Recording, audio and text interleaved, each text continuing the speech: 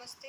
मैं Kiran Kumari government polytechnic college Bikaner के electrical department से। आज हम पढ़ेंगे सब्जेक्ट कोड EE 305 का एक टॉपिक, और सब्जेक्ट का जो नाम है वो क्या है, कंट्रोल सिस्टम।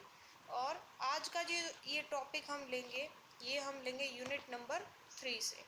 ठीक है, ये जो टॉपिक है, कल हमने इससे पहले पढ़ा था राउथ एरे के बारे में कि राउथ एरे से हम कैसे स्टेबिलिटी फाइंड आउट कर सकते हैं। आज हम इसके न्यूमेरिकल क्वेश्चंस करेंगे कि न्यूमेरिकल क्वेश्चन से, या आपको एक कैरेक्टरिस्टिक इक्वेशन दे रखी है या आपको एक क्लोज लूप सिस्टम दे रखा है, तो आप उस सिस्टम की स्टेबिलिटी को कैसे फाइंड आउट करोगे, इसके आज हम न्यूमेरिकल्स करते हैं। तो इसका हम पहला न्यूमेरिकल लेते हैं। अगर क्वेश्चंस ऐसे आता है कि राउथ एरे से आपको स्टेबिलिटी फाइंड आउट करनी है, क्या करना है आपको, राउथ एरे से स्टेबिलिटी फाइंड आउट करनी है। और उसके बाद में काफ़ी बार तो इतना ही क्वेश्चन पूछा जाता है कि राउथ एरे से स्टेबिलिटी के बारे में बताओ, क्या सिस्टम स्टेबल है, क्या सिस्टम अनस्टेबल है, ये पूछा जाता है। लेकिन काफ़ी बार क्वेश्चंस ऐसे भी आ जाता है कि सिस्टम स्टेबल है या नहीं है। अगर सिस्टम स्टेबल है या नहीं है तो उसके कितने रूट्स हैं जो एस प्लेन के राइट हैंड साइड में या लेफ्ट हैंड साइड में या जे ओमेगा एक्सिस पे लाई करेंगे। तो हमको ये इक्वेशन दे रखी है, ये कैरेक्टरिस्टिक इक्वेशन है।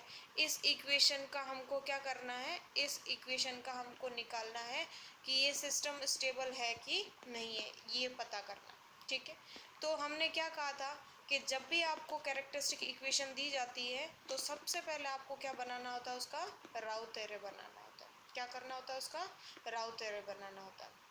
तो राउथ एरे को बनाने के लिए आपको क्या करना है, सबसे पहले क्या करना है, आपको एक कुछ रोज और कॉलम्स बनाने होते हैं। क्या करना होता है आपको, रोज और कॉलम्स बनाने होते हैं। ठीक है, तो यहाँ पे जैसे हमने ये वाला ऐसे बना दिया, रोज और कॉलम्स बना दिया। ठीक है, आप ये वाली लाइंस खींचना चाहो तो खींच सकते हो, नहीं चाहो तो कोई दिक्कत नहीं है।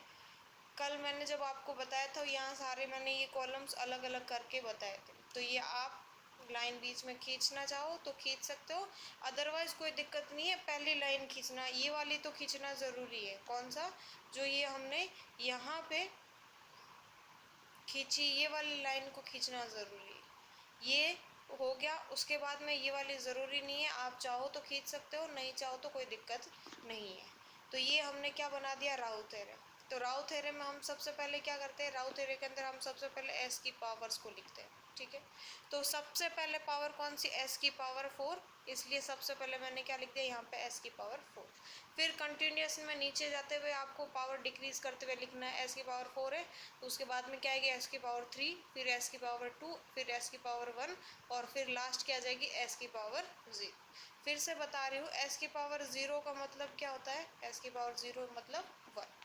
ठीक, तो यहाँ पे ये हमने इस तरीके से फॉर्म कर लिया, ये बन गए हमारा। ठीक है, उसके बाद में हम इस साइड में इन कॉलम्स में क्या लिखते हैं, इन कॉलम्स में हम क्या लिखते हैं, सबसे पहले हम क्या करते हैं, ये बनाने के बाद में सबसे पहले हम करते हैं रो नंबर 1 और रो नंबर 2 को बनाते हैं। ठीक है, तो रो नंबर 1 में हम क्या कर रहे थे कि सबसे पहले ये वाला कॉलम, जो फर्स्ट कॉलम है, इसमें कौन सा एलिमेंट आएगा, तो कौन सा एलिमेंट आएगा, जो यहाँ पे लिया हमने एस की पावर 4 है, तो एस की पावर 4 के साथ में जो कोफिशिएंट है या एलिमेंट है उसको लिखना है। ठीक है, तो इसका कोफिशिएंट या एलिमेंट कुछ नहीं है, यानी प्लस का 1 है, इसलिए हमने यहाँ पे क्या लिख दिया, प्लस का 1। ठीक है, दूसरे कॉलम में यहाँ पे क्या लिखेंगे, यहाँ पे एस की पावर 4 के बाद में क्या आएगा, एक छोड़ करके पावर लिखनी है, यानी एस की पावर 4 का हमने यहाँ लिख दिया, तो यहाँ पे क्या आ जाएगा, एस की पावर 2। एस की पावर 3 तो हमने छोड़ दी, तो क्या आएगा, एस की पावर 2।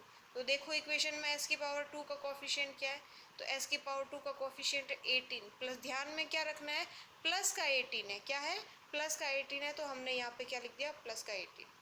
फिर यहाँ पे एस की पावर 4 का कोफिशिएंट लिख दिया, यहाँ एस की पावर 2 का कोफिशिएंट लिख दिया, तो यहाँ पे कौन सा आएगा, एस की पावर 1 का तो क्या करेंगे, हम छोड़ देंगे, तो कौन सा आएगा, एस की पावर 0। एस की पावर 1 तो हमने क्या कर दिया, छोड़ दिया, तो क्या आएगा, एस की पावर 0। तो देखो एस की पावर 1 यहाँ पे है, तो यहाँ पे कुछ भी पावर नहीं है, यहाँ पर केवल क्या है 5 है, यानी कोई पावर नहीं है। इसका मतलब क्या है s की पावर 0। s की पावर 0 क्या होता है 1, और 5 को 1 से मल्टीप्लाई करेंगे तो कोई फ़र्क पड़ेगा क्या, नहीं। तो ये क्या हो गया यहाँ पे s की पावर 0 का कोफिशिएंट है, तो वो क्या है 5। अब साइन ध्यान रखना, प्लस का 5 है तो यहाँ हमने प्लस का 5। इस तरीके से हमने फर्स्ट रो के सारे एलिमेंट्स को या कोफिशिएंट्स को फिलअप कर दिया। इसी तरीके से हम क्या करेंगे, सेकंड रो के एलिमेंट्स को फिलअप करेंगे। तो कैसे फिलअप करेंगे, सबसे पहले फर्स्ट कॉलम बनाए। फर्स्ट कॉलम में आपको क्या लिखना है, कौन सा एलिमेंट लिखना है, फर्स्ट कॉलम में लिखना है जो ये s की पावर क्या कितनी, s की पावर 3 है, तो s की पावर 3 का कोफिशिएंट दे। क्या है s की पावर 3 का कोफिशिएंट 8, लेकिन कैसा है प्लस का 8, तो यहाँ पे मैंने क्या लिख दिया प्लस का 8।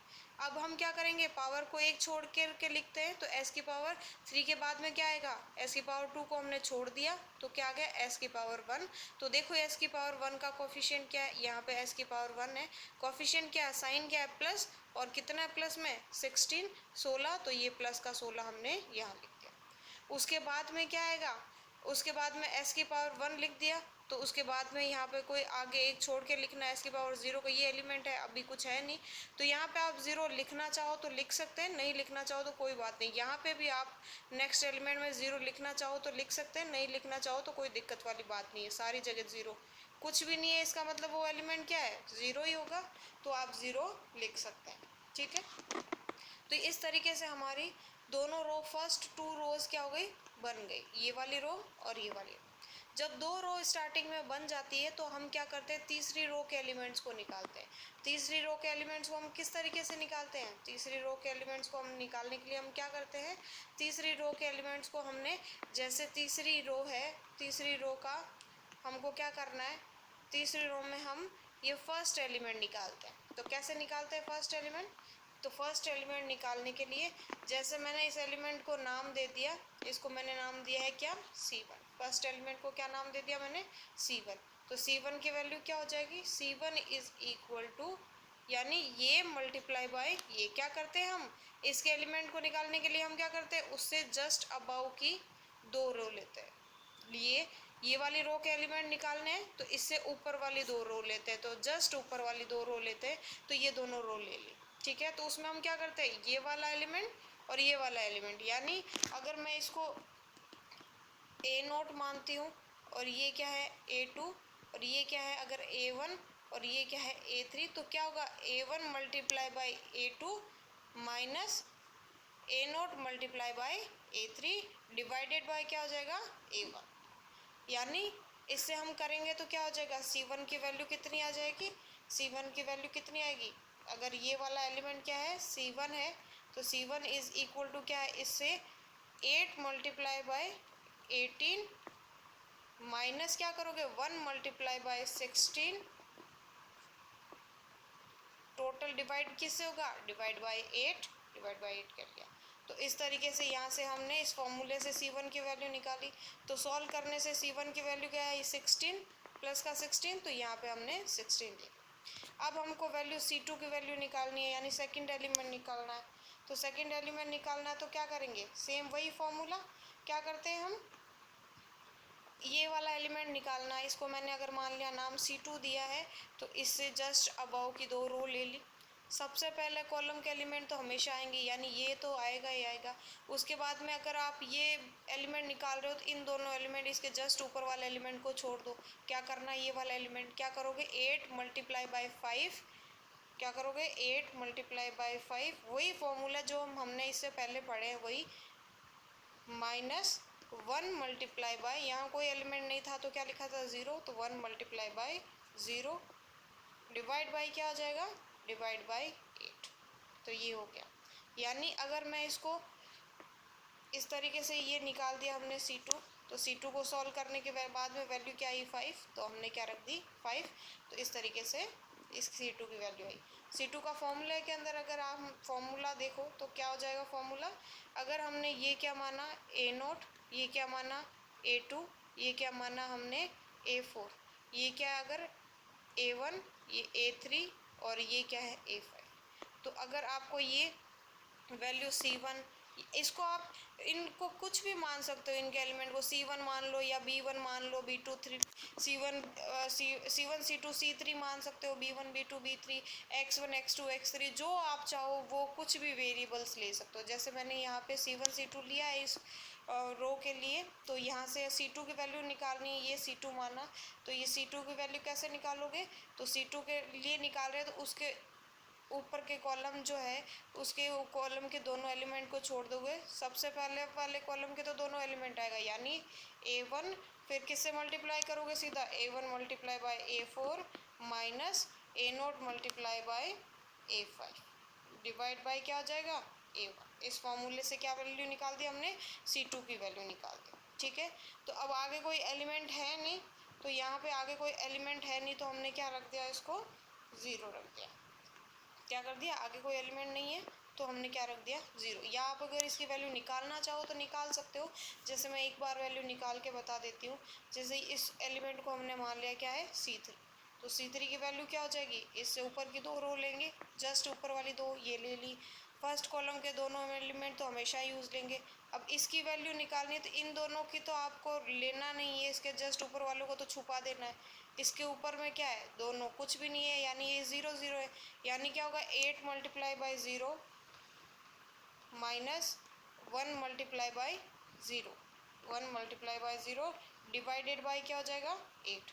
तो 8 को 0 से मल्टीप्लाई करेंगे तो 0, माइनस 1 को 0 से मल्टीप्लाई करेंगे 0, 0 माइनस 0, तो 0 डिवाइड बाई 8 क्या हो जाएगा, 0। इसीलिए यहाँ से ये C3 वाला एलिमेंट क्या रख दिया हमने, C3 वाला एलिमेंट हमने यहाँ पे क्या रख दिया, पहले से ही 0। ठीक है, इस तरीके से वैल्यू निकाल ली। जैसे हमने C1 C2 C3 निकाला है उसी तरीके से अब क्या हो गया, ये वाली रो पूरी निकल गई, तो इससे नीचे वाली रो के एलिमेंट निकालेंगे। कैसे निकालेंगे, सेम इसी प्रोसेस से क्या निकालेंगे, मान लिया ये एलिमेंट हमारा क्या है, मान लिया हमने इसके एलिमेंट D1 D2 मान लिए, ये हो गया D1 और ये वाला हमने ले लिया D2।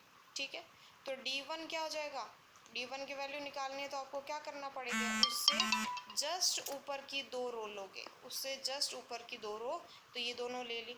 अब क्या करेंगे, D1 निकालना है तो क्या हो जाएगा, ये मल्टीप्लाई बाय ये माइनस ये मल्टीप्लाई बाय ये डिवाइड बाय, यानी 16 मल्टीप्लाई बाय, यानी D1 की वैल्यू निकालनी है तो कैसे निकालोगे, D1 की वैल्यू हो जाएगी, D1 ये है तो ये 16 मल्टीप्लाई बाय 16, D1 की वैल्यू क्या हो जाएगी, 16 मल्टीप्लाई बाय 16 माइनस का 8 multiply by 5, 8 multiply by 5 divide by क्या हो जाएगा, 16। तो यहाँ से D1 की वैल्यू ये हमने ये करा, इस तरीके से इससे क्या आ जाएगी, D1 की वैल्यू आई 13.5, तो ये हमने रख। इसी तरीके से हम क्या करेंगे, D1 की जैसे D1 निकाला उसी तरीके से हम निकाल देंगे D2। ये हमने अगर D2 माना है तो D2 की वैल्यू कैसे निकलेगी, D2 की वैल्यू निकालने के लिए उससे वही सेम प्रोसेस, ऊपर की जस्ट ऊपर की दो रो ले ली, उसमें फर्स्ट कॉलम के एलिमेंट आ जाएंगे। अब D2 निकाल रहे हैं तो ये दोनों तो काम आएंगे नहीं, इसके जस्ट ऊपर वाले ये काम आएंगे, तो 16 multiply by 0 minus 8 multiply by 0 divide by 16, तो यहाँ से D2 की वैल्यू निकल जाएगी। तो 16 को 0 से करोगे तो 0, 8 को 0 से करोगे 0, तो 0 डिवाइड बाई 16 क्या आ जाएगा, 0, इसलिए D2 की वैल्यू क्या आ गई, 0। ठीक, इस तरीके से D2 हमने निकाल लिया। तो यहाँ से अब ये एलिमेंट 0 हो गया, तो ऑब्वियसली इसके आगे के एलिमेंट सारे क्या होंगे, 0 ही होंगे। ठीक है, तो यहाँ से फिर भी आप चाहो तो निकाल सकते हो। ठीक है, अब निकालेंगे इससे जस्ट नीचे के रो, यानी S0 निकालेंगे। S0 में निकालेंगे तो ये मान लिया हमने E1, इसको क्या एलिमेंट मान लिया, E1, तो E1 की वैल्यू निकालनी है तो सेम प्रोसेस क्या करेंगे, उससे जस्ट ऊपर की दो रो लेंगे। ठीक है, तो ये इसमें E1 की निकालनी है तो क्या हो जाएगा, 13.5 मल्टीप्लाई बाई ये क्या हो जाएगा, 5, तो ये हो गया 5 माइनस 16 मल्टीप्लाई बाई 0, तो 16 मल्टीप्लाई बाई 0 डिवाइड बाई क्या हो जाएगा, 13.5। तो यहाँ से इस तरीके से E1 की वैल्यू निकाली और वो कितनी आई, 5, तो ये हमने निकाला। जैसे E1 निकाला उसी तरीके से हम क्या कर सकते हैं, उसी तरीके से हम क्या करेंगे, E2 की वैल्यू निकाल देंगे। तो E2 क्या हो जाएगा, सेम वही प्रोसेस, ऊपर की दो रो लेंगे, अब ये तो होगा ही होगा, अब इन दोनों को तो कंसिडर करना नहीं है, ये वाला रो लेंगे तो ये क्या हो जाएगा, ये मल्टीप्लाई यानी 13.5 multiply by 0 minus 16 multiply by 0, तो ये क्या हो गया 0 डिवाइडेड बाई कितना हो गया 13.5, तो आंसर क्या आ जाएगा 0। तो यानी ये क्या आ गया, सेकेंड एलिमेंट क्या आ जाएगा यहाँ से 0। ओके, तो इस तरीके से हमने पूरा राउथ एरे बना लिया, सारे रो के सारे एलिमेंट्स को हमने राउथ एरे से निकाल दिया। ठीक है, ये थोड़ा सा सिंप्लीफाई मैं बता रही हूँ, अगर जैसे ये एलिमेंट ज़ीरो है तो उसके जस्ट नीचे का एलिमेंट ज़ीरो ही होगा। ठीक है, तो यहाँ से अब अगर ये ज़ीरो है तो ये वाला एलिमेंट क्या हो जाएगा, सेम एज इट इज़ ये आ जाएगा। अब ये ज़ीरो तो ये तो ज़ीरो होगा ही होगा। अब यहाँ से अगर ये ज़ीरो है तो ये वाला एलिमेंट क्या आ जाएगा, सीधा यहाँ आ जाएगा। ठीक है, अब अगर ये वाला ज़ीरो है तो यहाँ पर ये एलिमेंट ज़ीरो है तो ये ऑब्वियसली ये क्या हो जाएगा, यहाँ से ये वाला एलिमेंट ज़ीरो था तो यहाँ पे क्या आ जाएगा, ये वाला एलिमेंट ज़ीरो सीधा यहाँ आ जाएगा। ठीक, ये इस तरीके से, अब ये ज़ीरो है तो ये निकालना है तो सीधा ऊपर आ जाएगा, लेकिन ये तो शॉर्टकट है, अगर आपको समझ में आता है तो अच्छा है, नहीं है तो कोई बात नहीं, आप लॉन्ग कट से आप सीधा निकाल सकते हो। ठीक है, ये ऑब्जेक्टिव क्वेश्चन सॉल्व करने के हिसाब से था, बाकी आपको हर फॉर्मूले को लिख करके ही निकालना पड़ेगा, अदरवाइज़ अगर वो क्वेश्चन 5 या 6 नंबर का होगा तो आपको नहीं मिलेगा, क्योंकि हर एक एलिमेंट को निकालने के आपके क्या होंगे, मार्क्स होंगे, इसलिए आपको पूरा लॉन्ग प्रोसेस से ही निकालना है, वो मैंने शॉर्ट में बताया। ठीक है, अब जब राउथ एरे बन गया तो हमको क्या करना है, राउथ एरे जैसे बन जाता है तो हमको क्या करना होता है, उस सिस्टम की स्टेबिलिटी के बारे में बताना होता है कि सिस्टम स्टेबल है या नहीं। तो हम क्या करेंगे, हमने क्या डेफिनेशन बताई थी राउथ एरे के अकॉर्डिंग सिस्टम के स्टेबिलिटी की, डेफिनेशन ये थी कि जो राउथ एरे का फर्स्ट कॉलम है यानी ये वाला कॉलम, एलिमेंट्स या कोफिशिएंट का जो फर्स्ट कॉलम है यानी ये वाला, उसके सभी एलिमेंट के साइन क्या होने चाहिए, सेम होने चाहिए। सभी एलिमेंट के साइन क्या होने चाहिए, सेम होने चाहिए, यानी या तो सभी के साइन क्या होने चाहिए, पॉजिटिव, या सभी के साइन क्या होने चाहिए, नेगेटिव। तो यहाँ पे देखो 1 क्या है, कुछ भी साइन नहीं है यानी पॉजिटिव, 8 के आगे साइन क्या, कुछ भी नहीं है यानी पॉजिटिव, 16 के आगे क्या है, कुछ भी साइन नहीं है यानी पॉजिटिव, इसी तरीके से 13 के आगे कुछ नहीं है साइन मतलब पॉजिटिव, 5 के आगे कोई साइन नहीं है यानी पॉजिटिव। यानी फर्स्ट कॉलम के सभी एलिमेंट या कोफिशिएंट्स जो है उनके साइन क्या है, पॉजिटिव है, यानी सभी के साइन क्या है, सेम है, और सेम साइन कौन सा है, पॉजिटिव है, इसीलिए ये सिस्टम क्या है, स्टेबल। तो राउथ एरे का फर्स्ट कंडीशन तो ट्रू हो गया कि भाई राउथ एरे से सिस्टम स्टेबल कब होगा, जब फर्स्ट कॉलम के सभी एलिमेंट क्या होंगे, साइन, सभी के साइन क्या होंगे, सेम। सेकंड कंडीशन क्या होती है राउथ एरे में सिस्टम के स्टेबल होने की, सेकंड कंडीशन ये होती है कि कोई भी रो जो है कम्प्लीटली ज़ीरो नहीं होनी चाहिए। तो देखो फर्स्ट रो में कम्प्लीटली ज़ीरो है क्या, नहीं। सेकंड रो में देखो यहाँ पर हाँ एक एलिमेंट ज़ीरो है लेकिन ये दो एलिमेंट क्या है, नॉन ज़ीरो, तो ये भी कम्प्लीटली रो ज़ीरो नहीं है। थर्ड रो के अंदर देखो यहाँ पे 3 एलिमेंट है, एक ज़ीरो लेकिन 2 एलिमेंट ज़ीरो नहीं है, तो यहाँ पे भी ये रो कम्प्लीटली ज़ीरो नहीं है। यहाँ पे S1 वाली में देखो यहाँ पे एलिमेंट कितने हैं, 2, उसमें से एक एलिमेंट ज़ीरो है और एक एलिमेंट ज़ीरो नहीं है, यानी ये ज़ीरो है ये ज़ीरो नहीं है, यानी ये रो भी क्या हो गई, कम्प्लीटली ज़ीरो नहीं है। एस की पावर ज़ीरो वाली रो देखो यहाँ पे भी देखो एलिमेंट में यहाँ पे एक ज़ीरो है लेकिन ये वाला एलिमेंट ज़ीरो नहीं है, यानी यहाँ पे कोई भी ऐसी रो नहीं है जहाँ पे कोई कम्प्लीटली रो क्या है, ज़ीरो है। ठीक है, तो ये स्टेबिलिटी की दोनों कंडीशन को फिलअप कर रहा है, यानी यहाँ पे फर्स्ट कॉलम के सभी एलिमेंट के साइन क्या है, सेम है, प्लस दूसरी कंडीशन क्या है, कोई भी रो कम्प्लीटली ज़ीरो नहीं है, इसीलिए ये सिस्टम क्या है, स्टेबल है। तो ये सिस्टम क्या हो जाएगा, स्टेबल है।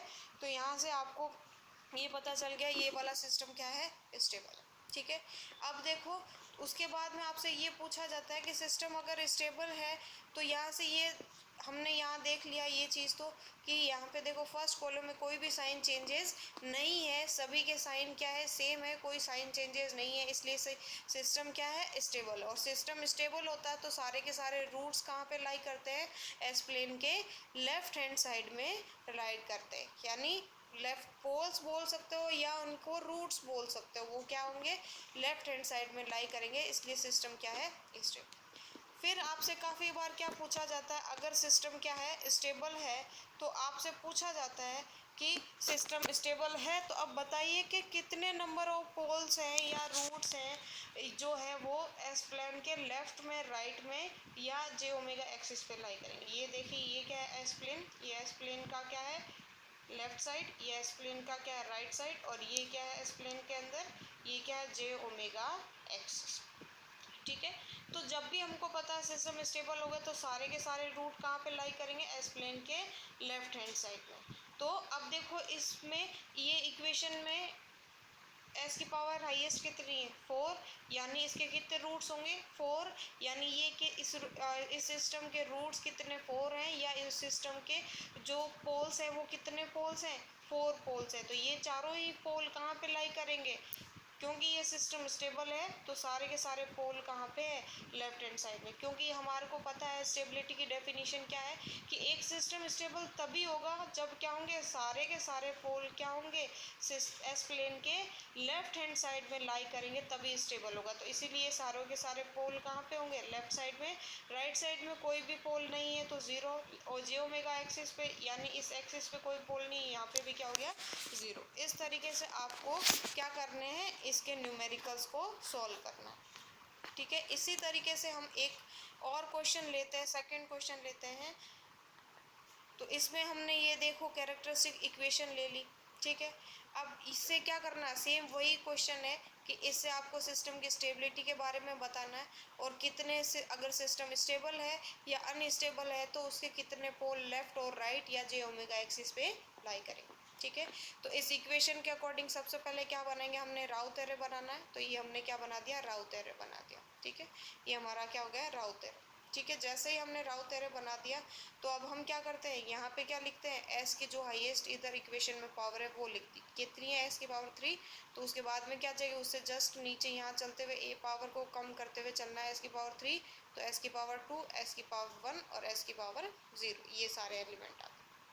ठीक है, अब हमको क्या करना है रो नंबर 1 और रो नंबर 2 बनानी। कैसे बनानी है, एस की पावर यहाँ पे आपको क्या करना है सबसे पहले एलिमेंट फर्स्ट रो बनाते हैं ये वाली रो, तो पहले एलिमेंट कौन सा लिखना है एस की पावर 3 वाला। तो एस की पावर 3 का कोफिशिएंट देखो क्या है कुछ नहीं है यानी प्लस का 1 हो गया। ठीक है, सेकंड एलिमेंट क्या लिखना है एस की पावर 3 है तो क्या आ जाएगा एस की पावर 1 वाला एलिमेंट, यानी यहाँ पे देखो एस की पावर 1 वाला क्या है प्लस का 3, तो यहाँ पे मैंने क्या लिख दिया प्लस का 3। उसके आगे यहाँ पे एक छोड़ के लिखना है एस की पावर 0 छोड़ना है तो पीछे उसके बाद कुछ नहीं है तो क्या लिख दिया हमने 0। फिर हमको करना है सेकेंड रो के एलिमेंट को बनाना यानी एस की पावर 2 वाला। एस की पावर 2 में सबसे पहले एलिमेंट कौन सा आएगा, सबसे पहला एलिमेंट आएगा एस की पावर 2 का। कौन सा एलिमेंट एस की पावर 2 का इक्वेशन में क्या है कुछ नहीं है यानी प्लस का 1, तो हमने यहाँ पे लिख दिया 1।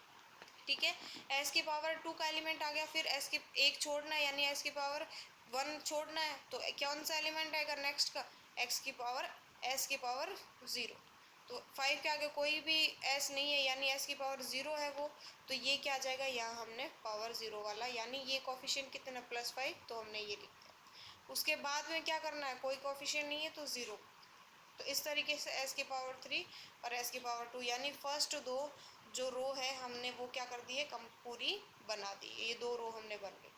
फिर थर्ड रो आपको बनानी है तो आप थर्ड रो के एलिमेंट को कैसे बनाते हो, थर्ड रो के एलिमेंट मान लिया ये मैंने एलिमेंट क्या है C1, तो C1 आपको निकालना है तो कैसे करोगे जस्ट ऊपर की दो रो को लोगे।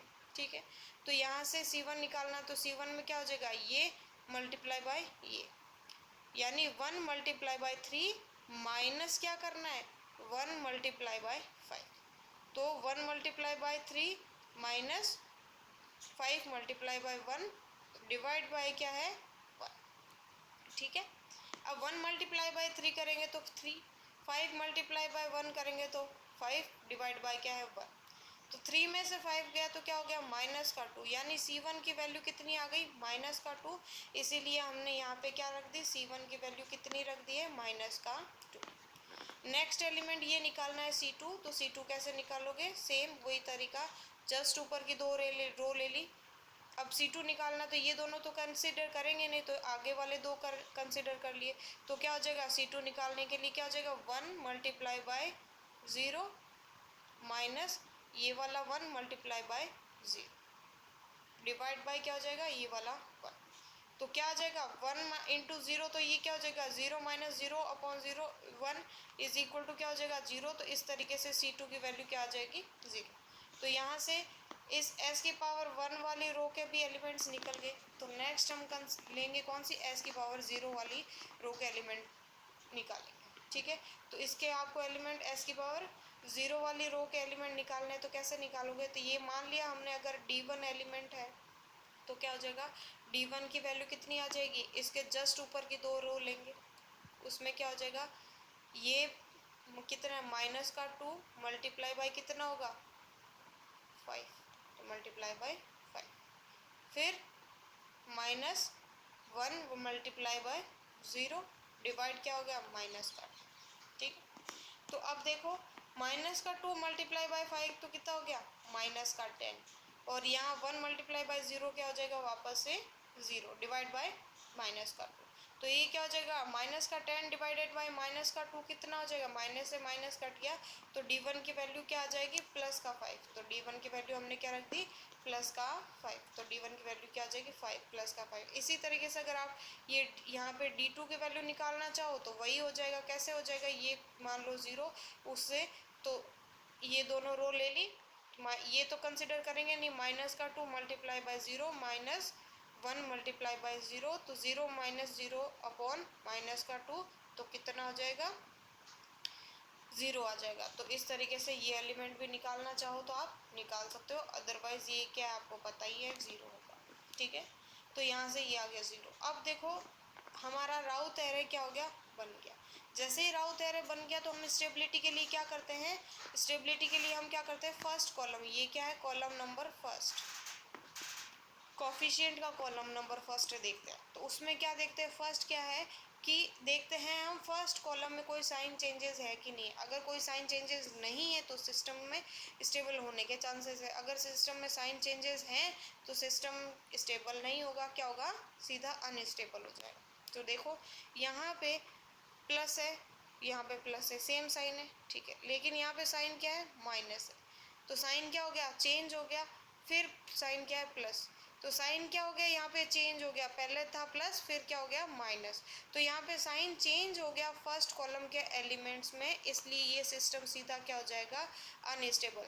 अब ये सिस्टम अनस्टेबल हो चुका है, इसलिए आपको सेकंड कंडीशन वेरीफाई करने की ज़रूरत नहीं है कि सभी रो है, यानी कोई भी रो ऐसे नहीं होनी चाहिए जिसके सारे एलिमेंट 0 हो। ये कंडीशन आपको चेक करने की ज़रूरत ही नहीं है, क्योंकि फर्स्ट वाली कंडीशन ही क्या हो गई फॉल्स हो गई, गलत हो गई, तो सेकंड कंडीशन चेक करने की ज़रूरत आपको नहीं है, तो सीधा ही सिस्टम क्या है अनस्टेबल है। ठीक है, फिर आपसे पूछा जाता है सिस्टम अगर अनस्टेबल है तो या स्टेबल है तो उसके कितने नंबर ऑफ पोल्स या जीरोस जो हैं, यानी उसके सॉरी कितने नंबर ऑफ पोल्स या उसके कितने नंबर ऑफ रूट्स हैं वो लेफ्ट राइट और जे ओमेगा एक्सिस के ऊपर लाई करेंगे। तो वो निकालने के लिए हम क्या देखेंगे कि फर्स्ट कॉलम में जितने नंबर ऑफ साइन चेंजेस होंगे, जितने भी साइन चेंजेस होंगे उतने हमको पता है उतने नंबर ऑफ रूट्स क्या होंगे सिस्टम के राइट हैंड साइड में, एस प्लेन के राइट हैंड साइड में लाई करेंगे। तो अब देखो यहाँ पे आपको फर्स्ट कॉलम में कितने साइन चेंजेस लग रहे हैं, हिसाब से देखोगे तो आप क्या बोलोगे बाकी सारे प्लस हैं और एक माइनस है, तो यहाँ पे साइन चेंजेस कितने हो गए, एक साइन चेंज हो रहा है वो -2 है। नहीं, ये क्या हो जाएगा गलत हो जाएगा। यहाँ पे sign changes total sign changes कितने हैं, यहाँ पे टोटल साइन चेंजेस हैं 2। कैसे देखो यहाँ प्लस है, यहाँ पे भी प्लस है, कोई साइन चेंज नहीं हुआ, लेकिन देखो यहाँ पे साइन प्लस है और यहाँ माइनस है, तो प्लस से माइनस हुआ यानी एक साइन चेंज हो गया। ठीक है, अब यहाँ पे साइन क्या है माइनस है, फिर से यहाँ पे प्लस है, तो पहले माइनस है फिर वापस से क्या हो गया प्लस हो गया, तो फिर से एक साइन चेंज हुआ, तो टोटल साइन चेंजेस कितने हो गए यहाँ पे 2 हो गए। पहले प्लस से माइनस हुआ फिर माइनस से प्लस हुआ, तो total number of sine changes यहाँ पे कितने हैं 2 साइन चेंजेस है। इसीलिए यहाँ पे 2 साइन चेंजेस है, यानी 2 रूट्स या 2 जो पोल्स है वो कहाँ पे लाई करेंगे एस प्लेन के राइट हैंड साइड में लाई करेंगे, यानी इस साइड में कितने, ये क्या है राइट हैंड साइड है, ये क्या है लेफ्ट हैंड साइड है, और ये क्या है जे ओमेगा एक्सिस है। ठीक है, तो क्या हो गया 2 रूट कहाँ पे लाई कर रहे हैं राइट हैंड साइड पे, 2 रूट, टोटल रूट कितने होंगे एस की एस की हाईएस्ट पावर कितनी है 3, तो टोटल रूट्स कितने होंगे 3।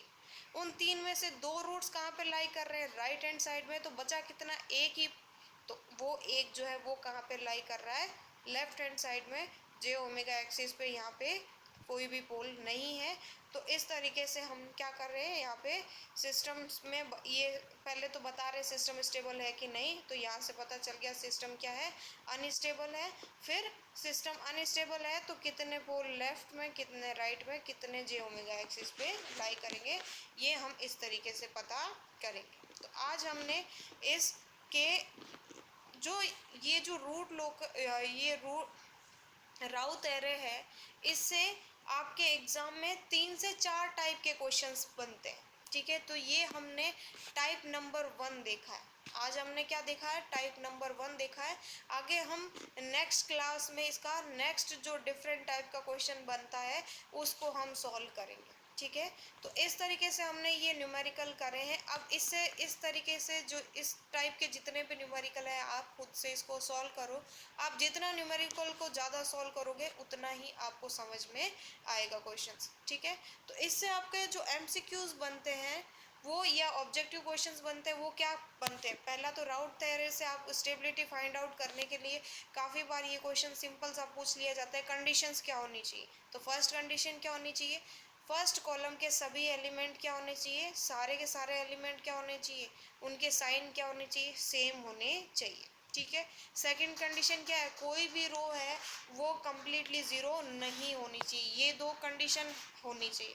तो अगर आपको ये 2 कंडीशन दे रखी है तो आपको उसको टिक करना है, उसी से आपका ऑब्जेक्टिव बनता है। तो इससे सीधा ये ऑब्जेक्टिव बनता है। दूसरा ये पूछा जाता है कि अगर सिस्टम स्टेबल है तो उसमें एस प्लेन के किस साइड में उसके पोल्स जो है लाई करेंगे। तो अगर सिस्टम स्टेबल है तो पोल किस साइड में लाई करेंगे, पोल करेंगे एस प्लेन के लेफ्ट हैंड साइड में। ठीक है, सिस्टम अगर अनस्टेबल है तो पोल किस साइड में लाई करेंगे, राइट हैंड साइड में। तो ये इनसे क्वेश्चंस बन सकते हैं। ठीक है, जो कैरेक्टरिस्टिक इक्वेशन है वही क्या शो करती है, वो क्या होता है उसके अंदर, वो उसके पोल्स बोल सकते हो या उसको रूट्स बोल सकते हो। ठीक है, तो इससे इस तरीके से एमसीक्यूज या न्यूमेरिकल ऑब्जेक्टिव क्वेश्चंस भी बन सकते हैं। ठीक है।